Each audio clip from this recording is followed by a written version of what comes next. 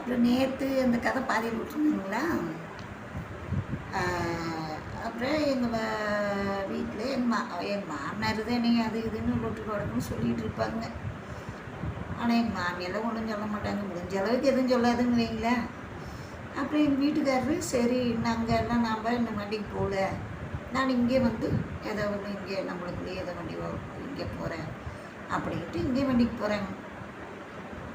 போயிட்டுருக்கிற போது தான் நான் சரி இங்கே தான் அப்படியே போங்க அப்படின்னு நானுமே குழந்தைங்கள பார்த்துட்டு எங்கள் பெரிய பொண்ணு அப்புறம் சின்ன பொண்ணு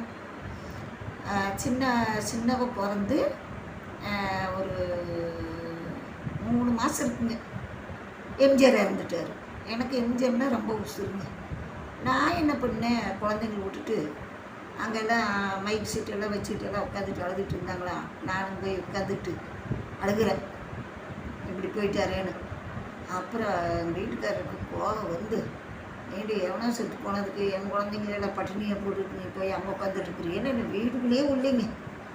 நானும் சரி ஐயோ இப்படி நான் பண்ணிட்டுமே அப்படின்ட்டு நானும் அழுதுகிட்டே வந்து வெளியே ஒரு பாறையாட்டு இருக்குது, அது மேலே உட்காந்துருக்குறேன். கதவு தாள் வச்சு படுத்துட்டாங்க. அப்புறம் அந்த குழந்தை கத்துது. அப்புறம் வந்து கெஞ்சி அந்த வீட்டுக்காரமாக வந்து கெஞ்சி என்ன வீட்டுக்குள்ளே அப்புறம் விட்டாங்க. இனிமேல் இந்த புத்தியெல்லாம் வச்சுக்கூடாது அப்படின்ட்டு. எப்போவுமே எங்கள் வீட்டுக்காரர் கொஞ்சம் கடிச்சா பேசினாங்கன்னா நான் எதுவும் சொல்ல மாட்டேங்க. ஏன்னா எப்பவுமே பொம்பளைங்க ஆம்பளைங்க பேசுகிறப்போ நாம் பொம்பளைங்க வாய் அடங்கிக்கணும். அவங்க ஒன்று சொல்ல நாம் ஒன்று சொல்லமா இருந்தோம்னாத்தா ஒன்றுக்கு ஒன்று பிரச்சனை பெருசாக எதிர்த்து பேசுகிறாளே அப்படி பேசுகிறாளே இப்படி பேசுகிறாளே. நான் எப்பவுமே அவங்க பேசினாங்கன்னா நான் பேசவே மாட்டேங்க, சும்மா அழுதுகிட்டே தான் நிற்பேன். ஆனால் அவரோட குணம் எப்படிங்கன்னா ஏதாவது ஒரு சின்ன ஒரு தவறுகளை இருந்தாலும் இங்கே ஒடியாந்து இந்த மடத்துக்குள்ளே நிற்கணும் அப்படிம்பாங்க. நான் வந்து அப்படியே கையை கட்டிட்டு நிற்பேங்க. அப்படின்னா அவங்க கேட்குற கேள்விக்கு பதில் சொல்லுவேன். இப்படியெல்லாம் இருந்து ரொம்ப சந்தோஷமே என்னை வச்சுருந்தாருங்க. எந்த பிரச்சனையுமே இல்லாதபடிக்கு. ஏன்னா நாங்கள் ஒருத்தருக்கு ஒருத்தர் அனுசரித்து போங்கடி தான். எங்கள் வீட்டுக்காரரை அந்த பக்கத்தில் ஒரு அம்மா சொல்லுவாங்க, நான் இன்னுமே அதாவது வாழை நெய்யி நானும் கூட பேசுனது இல்லைங்க. எப்போவுமே ஏங்க என்னங்க வாங்க போங்கன்னு தான் பேசுவேன். அவர் அந்த அம்மா கூட சொல்லு, அவள் புருஷன் எங்கேயோ வண்டி விட்டுட்டு இருக்கிறான், ஆனால் அவள் பாரு அவள் புருஷனை என்னங்க வாங்க போங்கன்னு தான் 6 பேசுனாலும் பேசுகிறேன்.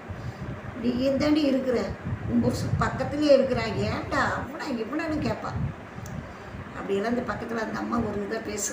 நான் பேசுகிறது பார்த்து அந்த அம்மா மவளை திட்டு. இப்படியெல்லாம் காலம் போயிட்டுருக்குறப்பங்க எனக்கு எப்பவுமே என் வயசு உள்ளவங்களை விட வயசானவங்களை தான் ரொம்ப பிடிக்கும். அப்படி இருக்கிற போது தான் நான் வந்து ஒரு முதியோர்களை நடத்தினேன். பாருங்கள், அந்த முதியோர்களை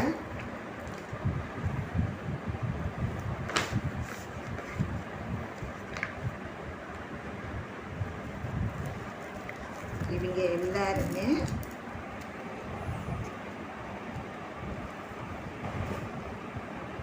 நானே குப்பாயம்மா முதியோர்கள்னு வச்சுருந்தேங்க. அப்போது இவங்க எல்லாருமே இந்த முதியோர் இல்லத்தில் இருக்கிறாங்க.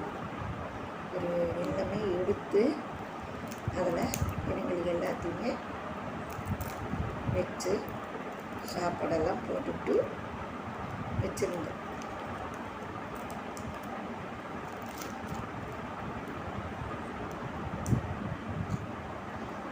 நல்லா எல்லாத்துக்குமே இந்த ஸ்கூல்லையெல்லாம் இந்த குழந்தைங்களுக்கு எதாவது ஒன்று வந்து கேட்டாலுமே எடுத்துக்கொண்டு போய் கொடுப்போம். அது பொம்பளைங்க நாங்கள் ஒரு 3 பேர் எங்களோட இருந்தாங்க. அந்த 3 பேர்த்தையுமே நான் என்னோடவே வச்சுக்கிட்டு அப்படியே இந்த முதியோர் இல்லத்தையும் நடத்திக்கிட்டு இருந்தேன். இப்படியெல்லாம் முதியோர் இல்லமெல்லாம் நடத்திக்கிட்டு இருக்கிறப்போ எங்கள் வீட்டுக்காரரு ஏடி சம்பாதிக்கிறது இப்படியே தான் கொண்டாந்து போட்டுட்டு அழுப்பியா அப்படின்னுலாம் சொல்லுவாங்க. ஆனால் சொல்லிவிட்டு அவர் பாட்டுக்கு அப்படிக்காக எதுவும் பெருசாக எடுத்துக்க மாட்டாங்க. இப்படியெல்லாம் நானுமே ஒரு இதாக இருந்தேங்க. அவ்வளோதான். சரி, அடுத்த கதையை நாளைக்கு சொல்கிறேங்க.